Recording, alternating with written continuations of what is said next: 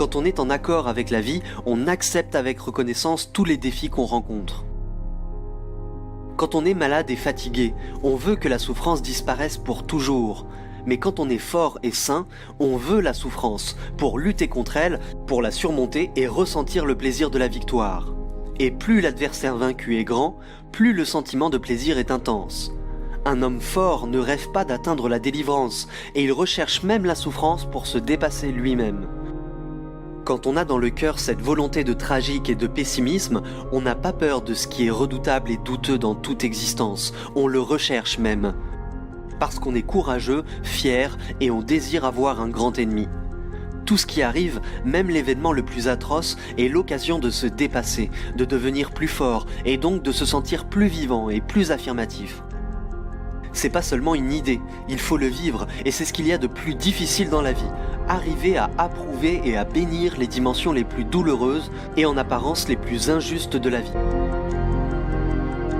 Donc, dire oui, c'est refuser d'accuser la vie, arrêter de reprocher à la vie d'être trop dure, trop difficile, douloureuse. Dire oui, ce n'est pas accepter la douleur avec résignation, c'est refuser le pessimisme. Donc même si on dit oui, il y a quelque chose qu'on refuse ou qu'on exclut. On approuve la vie et c'est justement pour ça qu'on exclut toutes les formes de reproche. On lutte contre les ennemis de la vie. On affirme, mais on critique aussi. On critique ce qui va contre la vie, ce qui est malade et dégénéré. En critiquant le non, on affirme, on dit oui. Cette lutte est la plus haute affirmation de la vie. Face à la douleur, on déploie toute notre force parce qu'on aime la vie. Et quand on aime la vie, on la trouve belle. Quand on aime une personne, c'est pareil, on la trouve belle. On jouit de la beauté de la vie, on trouve que tout ce qui est nécessaire est beau. C'est comme si on embellissait les choses. On ne fait plus la guerre à ce qu'on trouve laid. On n'accuse personne. Au pire, on regarde ailleurs. On veut être tout le temps quelqu'un qui dit oui. Ça ne veut pas dire qu'on obéit aux événements comme un esclave. On aime la réalité et le chaos qu'elle est parfois.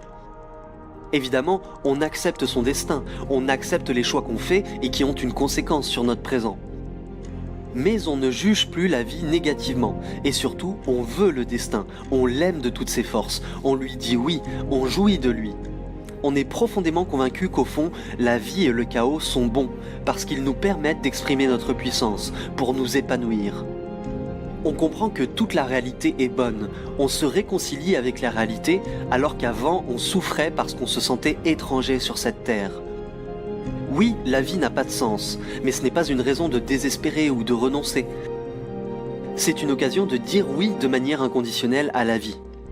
L'important, c'est d'avoir le courage d'accepter la réalité telle qu'elle est, sans rien engommer, sans courir après des consolations, par exemple en espérant une vie meilleure après la mort.